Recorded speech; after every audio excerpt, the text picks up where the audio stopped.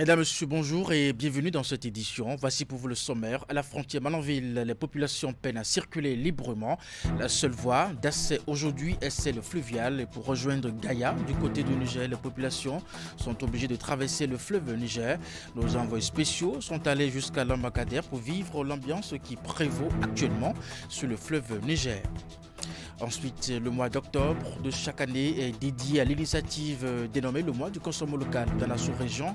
Elle inspire déjà des communautés économiques. C'est le cas de l'UEMOA qui veut même en faire une priorité à travers sa politique d'intégration au-delà de l'écoulement des produits sur le marché. Quelle est la dimension économique du consommation local? On va le savoir dans un instant. Et puis ensuite, la Fédération béninoise de boxe a honoré ce mardi un champion de cette discipline. Il a détrôné le champion titre de la West African Boxing Union. C'est au détour d'une séance de présentation au cours de laquelle l'instance fêtière du noble art béninois a réitéré la vision d'un accompagnement approprié à ces différents athlètes. La séance s'est déroulée au siège de la fédération entre les dirigeants de l'instance et ses différents acteurs. Et voilà pour vous le sommaire de cette édition. À nouveau bonjour et bienvenue si vous nous rejoignez depuis plus de 2 mois que les frontières sont fermées entre le Bénin et le pays frère du Niger. Les populations peinent à circuler librement. La seule voie d'accès aujourd'hui est celle fluviale pour rejoindre Gaïa. Du côté du Niger, les populations sont obligées justement de traverser le fleuve Niger avec tous les risques. Nos envoyés spéciaux sont allés jusqu'à l'embarcadère pour vivre l'ambiance qui prévoit actuellement sur le fleuve Niger, un no man's land qui ne dit pas son nom. Voici le reportage de Ulrich Gabar sur les images de Henri Ganti. Derrière moi, vous pouvez distinguer le pont qui sépare Malanville de Gaïa, la première ville du Niger. Eh bien, c'est la dernière ligne droite qui sépare le Bénin du Niger. Mais comme les frontières sont fermées, ici, à ma gauche, vous verrez, c'est la bordure du fleuve Niger. Et l'embarcadère se trouve juste là. Et c'est ici que les passagers, ceux-là qui sont contraints de faire le voyage, sont obligés de prendre des barques pour pouvoir traverser le fleuve Niger pour rejoindre le pays d'à côté. Une situation difficile qu'ils gèrent au quotidien et leur seule prière, c'est que les frontières soient vite réouvertes pour que les activités économiques reprennent des deux côtés de la frontière, que ce soit du Bénin que du Niger.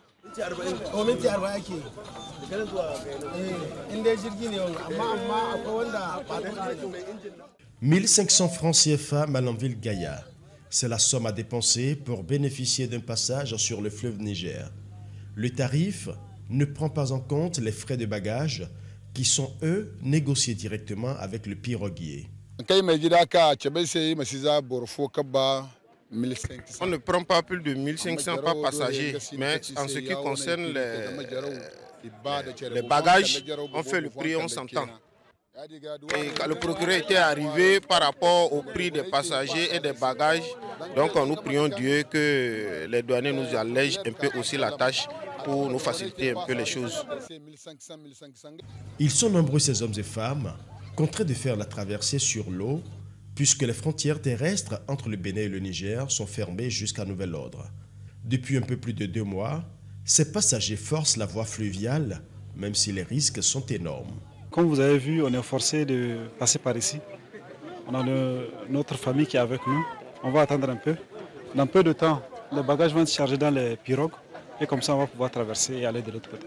Comme vous le constatez, c'est un peu difficile parce que vous voyez maintenant, il faut que nous descendons à Malanville pour prendre le pirogue pour traverser, descendre à Gaïa aussi. Donc, vous voyez. Donc c'est un peu compliqué pour nous parce qu'on était ici depuis ce matin. On est là, on n'a pas pu traverser à cause de la situation qui est un peu difficile. Sincèrement, on a peur. Bon, moi, un peu moins, mais les femmes là, c'est pas facile. C'est à contre-cœur qu'on fait tout ça. Mais vraiment, si on pouvait avoir mieux, on n'allait pas faire ça. Nous adressons notre invocation à l'endroit des dirigeants de 2 pays, de voir vraiment la situation parce que maintenant, les commerçants, ils souffrent trop. On ne peut pas transporter une marchandise de 200 000 Bénin-Niger. On te demande de partir 300 000 par exemple. Tu vois, non? C'est vraiment comme ça. Surtout le Niger, ton propre pays, on te demande de payer une somme que tu n'as pas. Souvent, ils disent qu'ils saisissent les marchandises sans pour autant demander si est-ce que tu es vraiment en mesure de le payer. Nous espérons qu'il y ait un accord et que le pont qui est là puisse s'ouvrir et que la population qui souffre au quotidien là puisse un peu relâcher. Sincèrement, ce n'est pas facile.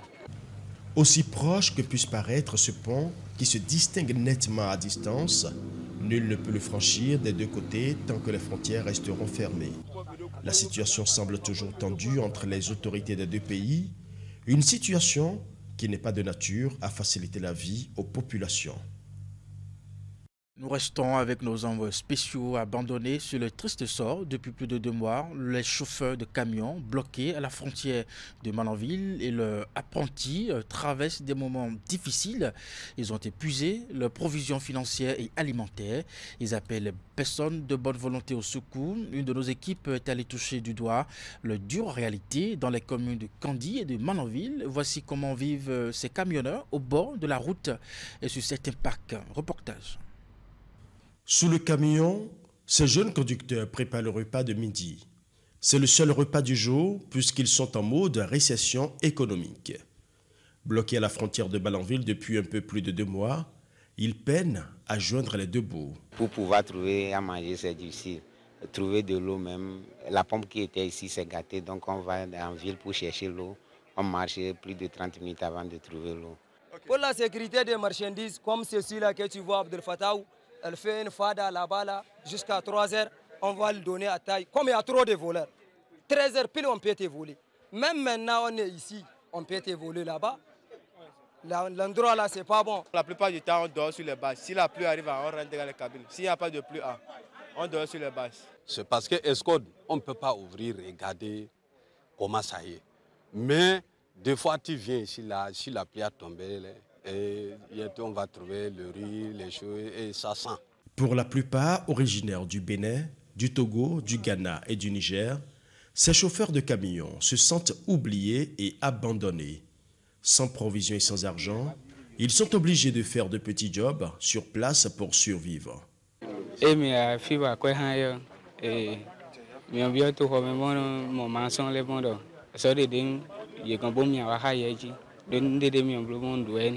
Des fois, on prend crédit chez les boutiquiers, des fois on débourre, des fois même on va rester avec faim, comme on n'a pas de solution.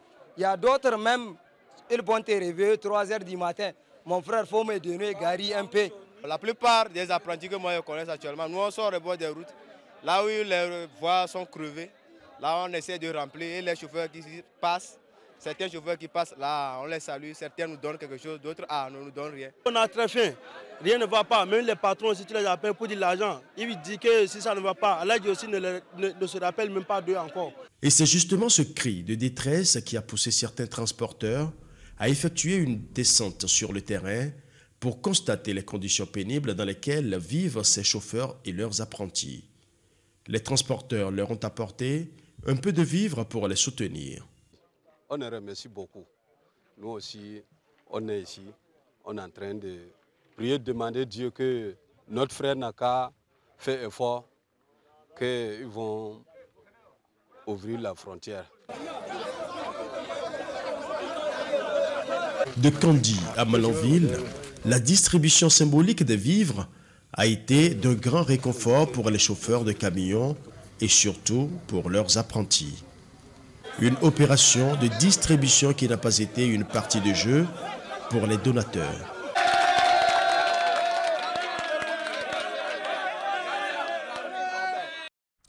Dans le département de l'Ouémé, le préfet Marie Akotrossou a démarré sa tournée statutaire au titre de l'année 2023, telle qu'instituée par la réforme structurelle du secteur de la décentralisation. L'autorité préfectorale et les membres de la conférence administrative du département de l'Ouémé ont rencontré la population, autorités locales et communales de la ville de Porto-Novo. Avec celle-ci, les échanges ont tourné autour de plusieurs préoccupations liées à la vie sociale dans la commune. Le point de cette rencontre dans ce reportage. C'est par la ville de Porto-Novo que Marie Akotrossou, préfet du département de Lomé a officiellement démarré sa tournée statutaire au titre de l'année 2023. Au cours de cette activité, il s'agira pour elle de s'enquérir du niveau d'avancement des projets de développement en cours et aussi échanger avec la population à la base et les autorités locales sur diverses questions liées à la vie sociale dans toutes les 9 communes de son territoire. Aujourd'hui, les différentes communes de notre département se modernisent et se révèlent progressivement au grand bonheur des populations. Mesdames et messieurs, la tournée statutaire encadrée par les textes législatifs et réglementaires s'inscrit dans cette dynamique de développement viable. Dans ce sens, les problèmes spécifiques ci-après seront abordés. La question de salubrité de nos communes se pose avec acuité. Les difficultés liées au dénombrement des entrepôts d'essence frelatés, la question des poteaux d'incendie, la campagne de vaccination contre la rage. Et pour répondre à ces questions spécifiques que le préfet a préalablement adressées à la mairie de Porto-Novo, c'est la secrétaire exécutive Isabelle Essou et le maire Charlemagne Nyakoti qui ont assuré le service. Madame le préfet, distingués invités, la commune de Porto-Novo compte 45 poteaux d'incendie répartis dans les 5 arrondissements de la ville. En ce qui concerne les entrepôts d'essence frelatée de la ville, nous avons eu beaucoup de difficultés à les dénombrer. À ce jour, on compte 34 entrepôts d'essence frelatée. En ce qui concerne la salubrité, c'est la Société Générale de Gestion des Déchets qui s'en occupe dans notre ville. Dans le domaine de l'éducation, je suis ravi de vous informer que la mairie a entrepris plusieurs projets majeurs en termes d'infrastructures éducatives. Ces projets visent à améliorer les conditions d'apprentissage de nos élèves et à renforcer notre engagement envers l'éducation de qualité dans notre ville. Grâce aux fonds propres, nous avons réussi à réfectionner des salles de classe des écoles primaires. Nous avons fourni 650 tables et bancs semi-métalliques au profit des collèges d'enseignement général de la ville, ainsi que les petites chaises et les petites tables à l'école maternelle de Clécamin grâce au fonds FADEC. Cette tournée statutaire, démarrée ici à Porto-Novo, va s'achever le 3 novembre prochain dans la commune d'Adjara.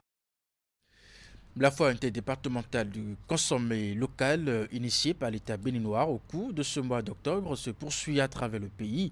Dans le département du Bono, la plateforme de cette première édition a été installée sur l'esplanade de la Maison du Peuple de Lokossa. Le top a été donné à la faveur d'une cérémonie qui a réuni autour des responsables de la direction départementale de l'industrie et du commerce, bien d'autres autorités politico-administratives. Voici le compte rendu. L'esplanade de la Maison du Peuple de Lokossa dans la matinée du lundi 23 octobre 2023. Des stands garnis d'articles produits dans la région du Monokoufo y sont installés avec le concours de la direction départementale de l'industrie et du commerce dans le cadre de la première édition de la foire interdépartementale du consommé local. Notre nation, le Bénin, est bénie d'un potentiel de production remarquable, prêt à être exploité pour le bien de notre peuple. Toutefois, il est indéniable que nous n'en tirons pas pleinement profit. Les produits importés continuent de dominer nos marchés, ce qui représente une menace pour notre économie. Face à la menace, il faut réagir, d'où cette foire qui est une recommandation de l'Union économique et monétaire ouest-africaine de faire d'octobre le mois de la promotion de la consommation des produits locaux. Cette édition va mettre en lumière les produits fabriqués dans la région Molo-Koufo qui contribuent à l'autosuffisance alimentaire et au développement économique de la région. En somme, mettre en lumière les trésors du riche patrimoine de la région du sud-ouest Bénin. Une initiative articulée autour de 3 points. À savoir, se nourrir en mettant donc l'accent sur la restauration à base de nos mets locaux, se vertir en encourageant l'habillement local et se loger en promouvant l'habitat et la décoration d'inspiration locale. À travers l'organisation de cette foire, la direction départementale de l'industrie et du commerce du Monokoufo, elle, vise à éveiller chez les Béninois le désir de privilégier les produits locaux. En faisant ce choix, nous investissons non seulement dans la qualité de vie des Béninois, mais aussi dans le futur de notre nation. Ensuite, elle encourage nos entrepreneurs à investir dans la production locale, créant ainsi un cercle vertueux de croissance économique. Les stands sont installés ici pour 5 jours et le public est invité à les visiter afin de découvrir les trésors qui y sont étalés. Une tribune de visibilité pour les talents des 2 départements. Présent pour le mot. Eh bien, nous restons sur le même sujet. Depuis 4 ans, le gouvernement du Bénin a décidé de promouvoir les produits locaux. Pour ce faire, le mois d'octobre de chaque année est dédié à l'initiative le mois du consommation local dans la sous-région. Elle inspire déjà des communautés économiques. C'est le cas de l'UEMOA qui veut même en faire une priorité à travers sa politique d'intégration. Au-delà de l'écoulement des produits sur le marché, quelle est la dimension économique du consommation local? Élément de réponse dans ce reportage de Clément Tchadé et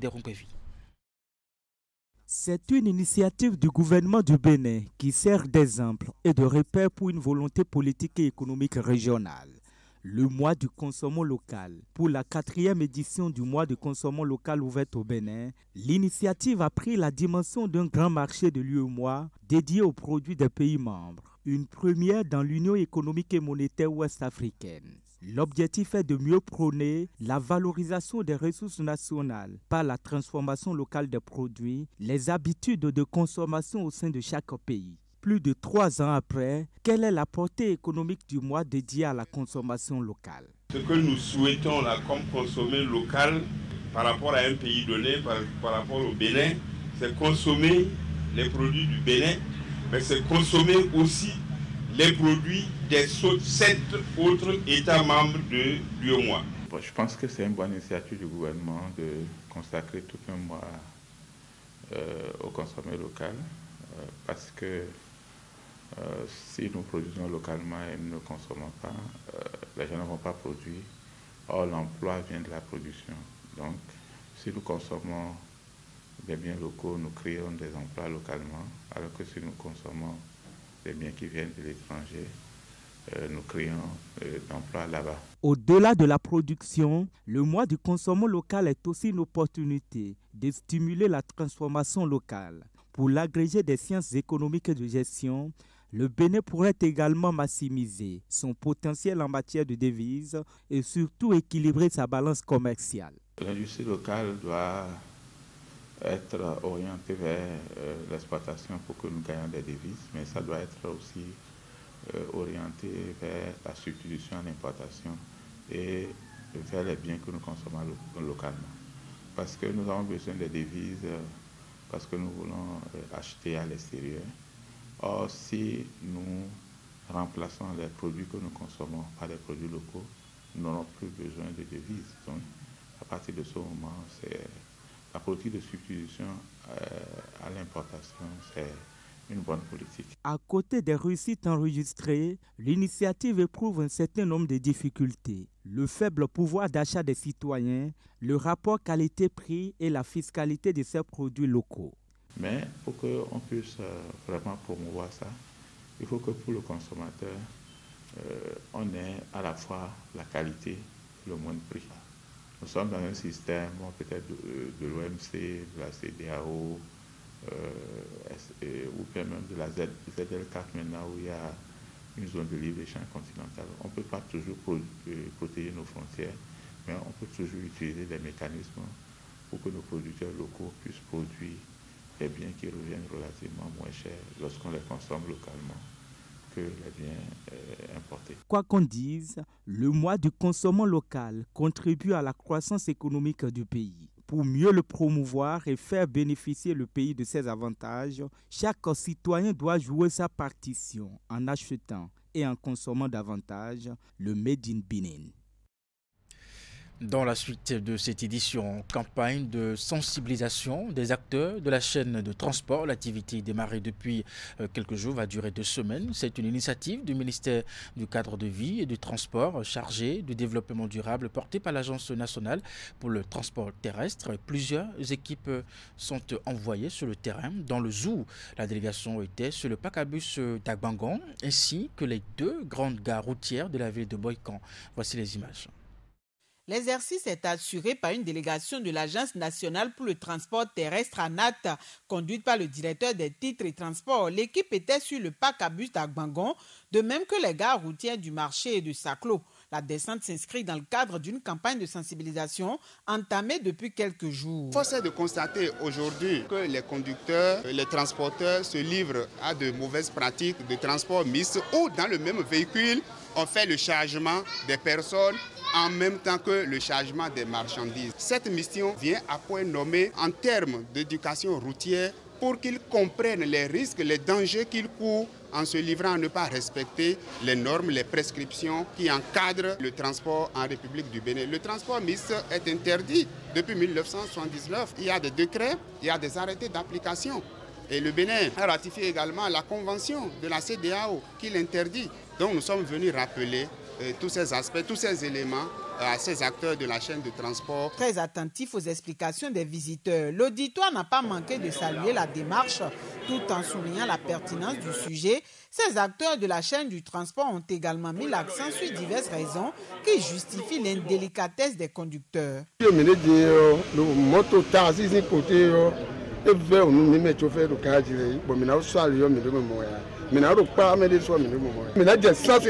peut-être 100 le litre à station 680.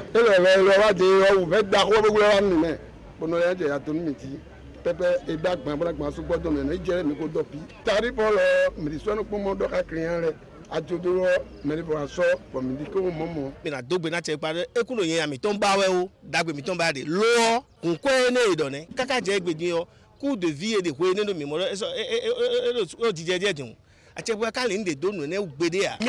social ici nous bon réforme est entamée là et mais réforme bon on dit pour moment ni chauffeur le dit bon mimo kodo safon miro prêt bon accompagner réforme mais nous délai des préalables délai bon to gana bloquer mi pour encourager. Ce que nous interdisons, ce n'est pas les petits bagages, les petits colis que les passagers transportent par devers eux, gardent par devers eux. Non, c'est les marchandises que nous sommes en train d'interdire. Mais j'ai acheté des marchandises, des sacs de maïs, des sacs de riz qu'on doit transporter dans le même véhicule avec les passagers à bord du même véhicule, c'est interdit. Prévue pour durer 2 semaines, la sensibilisation se déroule dans toutes les villes du pays. Elle précède la phase de répression qui va démarrer incessamment. Et justement, pendant ce temps, une équipe de l'Agence nationale des transports terrestres était aussi, bien entendu, sur les parcs de transport de Nati Tengou, une descente pour sensibiliser les acteurs routiers et les passagers contre les transports mixtes. L'initiative, je le rappelle, du ministère du cadre de vie des transports, qui a été donc lancée depuis le 18 octobre dernier sur l'ensemble du territoire national et va durer 2 semaines. Reportage. Il est 6h30 ce lundi 23 octobre 2023 et les passagers à bord des compagnies de transport sur le parc gros porteur de Nati Tengou ainsi que percepteurs et chauffeurs reçoivent la visite de l'Agence nationale des transports terrestres. Une descente inopinée qui se tient dans le cadre d'une sensibilisation de ces différents acteurs sur le transport mixte. Il y a une vaste campagne de sensibilisation contre le transport mixte qui a été engagé depuis la semaine dernière. Suite au constat du ministre du cadre de vie et des transports, il y a beaucoup de cas de transport mixte qui s'opèrent sur les axes routiers et qui a instruit l'Agence nationale des transports terrestres à ce que les solutions soient trouvées pour éradiquer ce phénomène.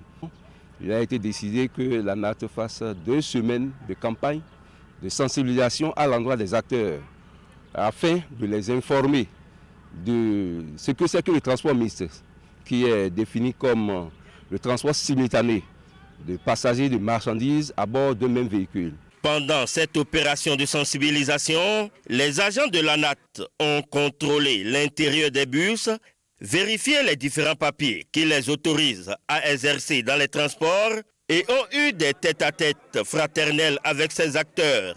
Une initiative comprise et appréciée par les concernés. Et ça nous fait plaisir parce que nous-mêmes, on a conscience qu'on ne doit pas mélanger les passagers et les coller ensemble. Et on est en règle, on n'a pas peur, ils peuvent commencer leur travail. Ce qui est sûr, on est rassuré qu'eux-mêmes vont trouver un bon résultat. Il faut préciser à cet effet que les passagers ne seront pas empêchés de garder leurs colis. Les passagers doivent avoir des colis à bord, c'est différent des marchandises. Donc les compagnies doivent respecter quand même que chaque passager puisse avoir son bagage. Ces bagages et colis ont une place spécifique au niveau des bus, dans les soutes ou bien à l'intérieur, dans les petites cabines installées. Les colis peuvent être bien rangés et les allées sont libres pour que le passager puisse être bien installé. Cap a été ensuite mis sur l'autogare de Natitingou pour le même exercice. Les voyageurs ont été sensibilisés également sur les mesures à prendre au cas où ils observeraient durant le parcours que des chargements de marchandises se font et que dans les allées et tout, on met des marchandises. Lorsqu'ils vont remarquer ça, il y a un numéro vert qu'ils vont tout simplement appeler. C'est le 166. Notons qu'après les 2 semaines de sensibilisation, la phase répressive commencera. Et pour finir, le sport, la Fédération béninoise de boxe a honoré ce mardi un champion de cette discipline. Il a détrôné le champion en titre de la West African Boxing Union. C'est au détour d'une séance de présentation au cours de laquelle l'instance fêtière du noble art béninois a réitéré la vision d'un accompagnement approprié à ces différents athlètes. La séance s'est déroulée au siège de la fédération entre les dirigeants de l'instance et ses différents acteurs. Compte rendu. La Fédération béninoise de boxe a accueilli à bras ouverts l'une des structures du noble art qui a honoré le Bénin il y a quelques semaines sur le ring de la West African Boxing Union. Il s'agit de Benin Boxing Evans qui a pris toutes les dispositions nécessaires avant de représenter le noble art béninois au cours de cette échéance. Avant que le boxeur là n'aille au Nigeria combattre, avant qu'il n'aille au Nigeria suer pour détrôner le Nigérian ex-détenteur désormais de ce grade-là, si vous voulez, c'est parce que la structure a fait respecter la fédération en demandant, n'est-ce pas, aux organisateurs, à la structure organisatrice de cette ceinture, de saisir avant tout officiellement la fêtière, la Fédération béninoise de boxe alors. Et comme si cela ne suffisait pas, ils ont encore eux-mêmes saisi la fédération. C'est donc ainsi que la fêtière de la boxe béninoise a lu toute la volonté de la structure et aussi de ses bosseurs à révéler le potentiel de la boxe béninoise. De leur côté, ils ont mis tous les moyens pour revenir avec le trophée et la ceinture de champion de la West African Boxing Union. Une ceinture qui ouvre assez de portes au bosseur béninois Damien Zanou. Grâce à cette ceinture Wabou, il est déjà inscrit dans le ranking silver de l'ABU et qui débouchera tantôt sur la WBC francophone. Et vous allez sentir désormais un net changement en ce qui concerne la carrière de ce boxeur. Et la détermination de la fédération et du ministère, c'est de l'accompagner pour atteindre cet objectif. La ceinture a été remise au secrétaire général de la Fédération béninoise de football, avec lequel un partenariat est en vue. Cette cérémonie qui se veut être fort précise.